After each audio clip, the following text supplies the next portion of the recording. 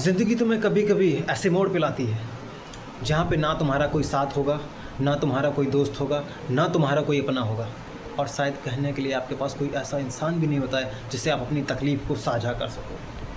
और तब आपको महसूस होता है कि अब आपके पास कोई चांस नहीं बचा है, और आपको ऐसा लगता है कि अब मेरे पास ना कोई सपना है, ना कोई उम्मीद है, और ना ही कोई आपके अपने रिश्तेदार हैं। और ये सच्चाई है। अपनी माँ से बात करने का दिल करता है, लेकिन अपनी हार का डर भी सताता है कि अगर माँ ने पूछ दिया बेटा खुश हो तो क्या जवाब दूंगा। लड़कों को उस तकलीफ़ से भी जीना पड़ता है, और शायद आप जी भी रहे होंगे उसी तकलीफ़ में कि आपका कोई बड़ा भाई आपसे कह रहा होगा कि भाई बात कर लिया कर, आपका दोस्त कह रहा होगा कि भाई बात कर लिया कर, लेकिन आप उन सब से कतरा के निकल रहे हो, आप उन सब से साइड करना चाहते हो। लेकिन आप गलत नहीं हो, आप गलत नहीं हो, लेकिन आप उस चीज़ को स्वीकार कर चुके हो कि मैं हार चुका हूँ, इसलिए आप बचना चाहते हो। ये दोस्त बात है सही बिल्कुल। और फिर अंदर से सवाल निकलता है, फिर अंदर से आपके सवाल निकलता है, क्या मैं वाकई हार चुका हूँ? यही निकलता है आपके ज़ुबान से सवाल, क्या मैं अंदर से वाकई हार चुका हूँ? आप निराश हो जाते हैं। लेकिन सुनो, आपको घबराना नहीं है।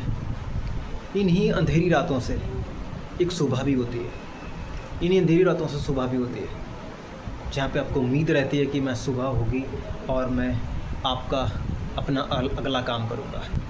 तो जब आप रोते हो तब उन्हीं आंसुओं में आपकी ताकत भी छिपी होती है, जिनसे आपको उम्मीद होती है कि अब मेरा कोई नहीं है।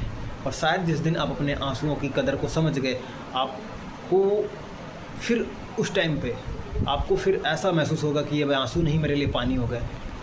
और उन्हीं आंसुओं के अंदर वो ताकत छिपी है जो तुम्हें दोबारा खड़ा करेगी, पहले से और ज़्यादा मजबूत। तो तुम्हें कभी अपनी हार को स्वीकार नहीं करना है। याद रखो, तुम्हारे लिए कोई लड़ने नहीं आएगा, क्योंकि तुम लड़के हो।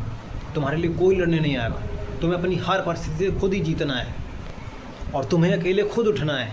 और हमेशा ये चीज़ सोच के रखना है कि अभी मैं ज़िंदा हूँ, अभी मैं ज़िंदा हूँ। जब तुम दोबारा चलना सीखोगे, दुनिया तुम्हारा नाम लेगी।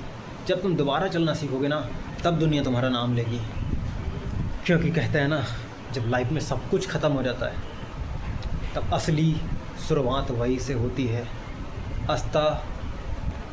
अंतः अस्ति प्रारंभः, अंतः अस्ति प्रारंभः, अंत ही शुरुआत है। जिस दिन आपकी लाइफ का अंत हो रहा है, वहीं पे भी आपका शुरुआत हो रहा है। तो जिस दिन आप अपनी जीवन में, जिस दिन आप अपनी सबसे जीवन की निचली रेखा पर जाते हो, उस दिन आपके पास मौका है अपने आप को बदलने के लिए। आप जिम जाते हो, अपने अंदर की मसल्स को तोड़ते हो, उस मसल्स को तोड़ने के बाद फिर एक नई मसल्स बनाते हो, और उस मसल्स को देख के लोग ताली हो जाते हैं। लेकिन जिस दिन आप टूटते हो, जिस दिन आप अकेले हो जाते हो, उस दिन भी ईश्वर आपको नई मसल्स, नई तकलीफ़, नई प्रोत्साहन। ठीक उसी प्रकार जब ईश्वर आपको तोड़ता है तो वो आपको एक नया भविष्य बनाने का मौका भी देता है। तो जिस दिन आप अकेले हैं, उस दिन आप सोच लीजिएगा कि आपके पास एक मौका है, और शायद उस मौके को देखने के लिए लोग ताली हो जाएंगे।